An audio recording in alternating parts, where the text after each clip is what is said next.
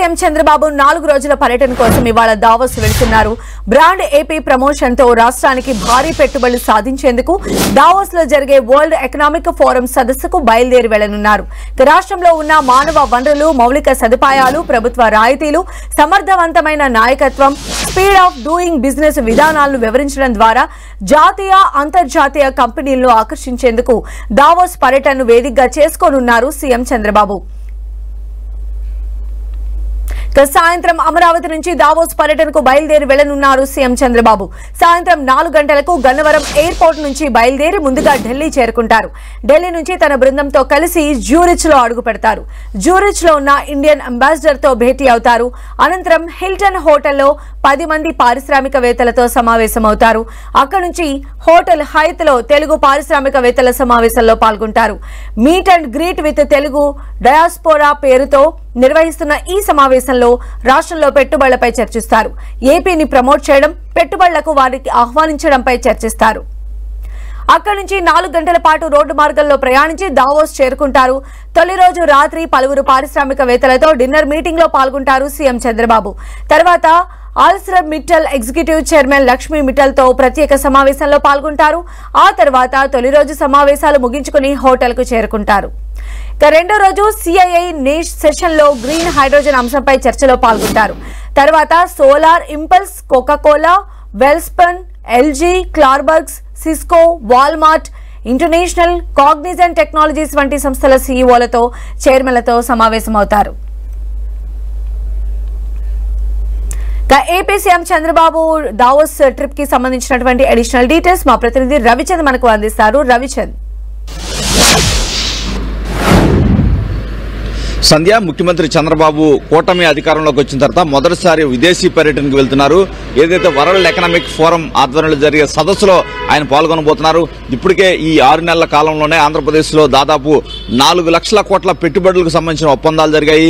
కొన్ని ప్రాజెక్టులకు సంబంధించి శంకుస్థాపనలు కూడా జరిగిన పరిస్థితి కనిపిస్తుంది. ఆంధ్రప్రదేశ్ పారిశ్రామికంగా శరవేగంగా ముందుకు పోతున్న సందర్భంలో వరల్డ్ ఎకనామిక్ ఫోరంలో కూడా ఆంధ్రప్రదేశ్ యొక్క విశిష్టతను తెలియజేయడానికి ముఖ్యమంత్రి చంద్రబాబు ఆ ఫోరంను వినియోగించుకోబోతున్నారు. దీనికి సంబంధించి సాయంత్రం 4 గంటలకి ఇక్కడ అమరావతి నుంచి ప్రత్యేక విమానంలో ఢిల్లీ చేరుకుంటారు. ఢిల్లీలో రాత్రి 1:30కు ఆయన తన బృందంతో కలిసి ఆయన జ్యూరిచ్ కి చేరుకుంటారు. అక్కడ కూడా పారిశ్రామికవేత్తలతో కూడా సమావేశం అవుతున్నారు. ముఖ్యంగా ఏదైతే ఆర్సిలర్ మిట్టర్ ఇక్కడ అనకాపల్లిలో స్టీల్ ప్లాంట్ ని వాళ్ళు ఇయటానికి ఒప్పందాలు కూడా చేసుకున్నారు. ప్రభుత్వం తరఫున అన్ని భూములు కూడా వారికి ఇవ్వాలని నిర్ణయం కూడా తీసుకోవడం జరిగింది. కేబినెట్ నిర్ణయాలు కూడా జరిగినాయి. ఈ నేపథ్యంలో లక్ష్మీ మిట్టల్ ప్రత్యేకంగా చంద్రబాబు సమావేశం అవుతున్నారు. అక్కడ అదేవిధంగా చూసుకుంటే సిఐఐ ప్రతినిధులతో కూడా అక్కడ భేటీ అవుతున్నారు. అక్కడ ముందుగా తెలుగు పారిశ్రామికవేత్తలతో కూడా సమావేశాలు నిర్వహిస్తున్నారు.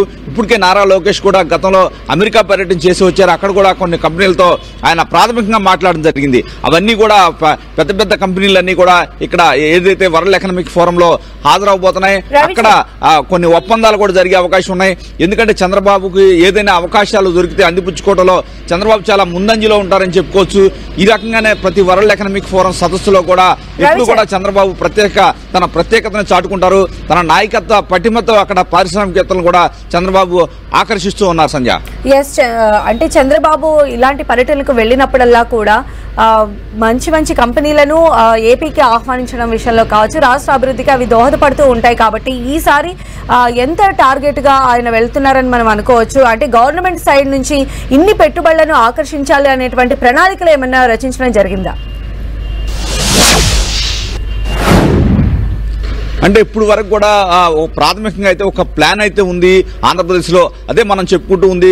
గత 6 నెలల కాలంలోనే ఇంత తక్కువ వ్యవధిలోనే చంద్రబాబు నాయకత్వం మీద నమ్మకంతో 4 లక్షల కోట్ల పెట్టుబడులు ఆంధ్రప్రదేశ్కి వచ్చాయి. అంటే కొన్ని శంకుస్థాపనలు కూడా జరిగాయి. ఇదే విధంగా అంతర్జాతీయ కంపెనీలను ఆకర్షించడమే ధ్యేయంగా వరల్డ్ ఎకనామిక్ ఫోరంలోకి ఆయన చంద్రబాబు వెళ్తూ ఉన్నారు. తన టీమును కూడా ఒక టీమును ముందే పంపించారు. అక్కడ ఏదైతే వరల్డ్ నెంబర్ 1 కంపెనీలతో మాట్లాడుతూ ఉన్నారు. ఎట్టి పరిస్థితుల్లో కూడా, ఎందుకంటే ఇప్పటికే 4 లక్షల కోట్లు వచ్చాయి. దాదాపు 10 లక్షల కోట్ల పెట్టుబడులు రావటమే లక్ష్యంగా వీరైతే పనిచేస్తున్నారని చెప్పుకోవచ్చు.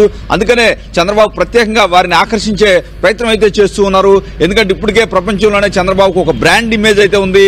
ఆయన పారిశ్రామికవేత్తలను ఏ విధంగా తీసుకొస్తారు, వారికి ఏ విధమైన ఇన్సెంటివ్స్ ఇస్తారు, వారికి ఎటువంటి ఇబ్బంది లేకుండా స్వేచ్ఛగా వారి కంపెనీ పనులు చేసుకునే విధంగా కూడా ఆంధ్రప్రదేశ్ లో వ్యవహారాలు ఉంటాయనే నమ్మకాన్ని కూడా చంద్రబాబు కల్పిస్తున్నారు. ఇప్పటికే దానికి సంబంధించిన అధికార బృందం అంతా కూడా కొంతమంది ముందే అక్కడికి వెళ్లి అందరితో మాట్లాడడం జరిగింది. చంద్రబాబు కూడా పారిశ్రామికవేత్తలతో కూడా తనకున్న వ్యక్తిగత పరిచయాలతో కూడా కొంతమంది పారిశ్రామికవేత్తల్ని ఆకర్షిస్తున్నారు ఆంధ్రప్రదేశ్ లో రాబోయే రోజుల్లో. ఎందుకంటే ఇప్పటికే ప్రధానమంత్రి మొన్న దాదాపు 2 లక్షల కోట్ల ఏదైతే పనులకు శంకుస్థాపనలు చేశారు ప్రాజెక్టులకి, అదేవిధంగా ఈ వరల్డ్ ఎకనామిక్ ఫోరంలో కూడా ఆంధ్రప్రదేశ్ సంబంధించి దాదాపు లక్షలాది కోట్ల రూపాయల ఎంఓయూలు అవుతాయనటంలో ఎటువంటి సందేహం లేదని ఆంధ్రప్రదేశ్ ప్రభుత్వ వర్గాలు అయితే చెప్తున్నాయి. సంధ్య.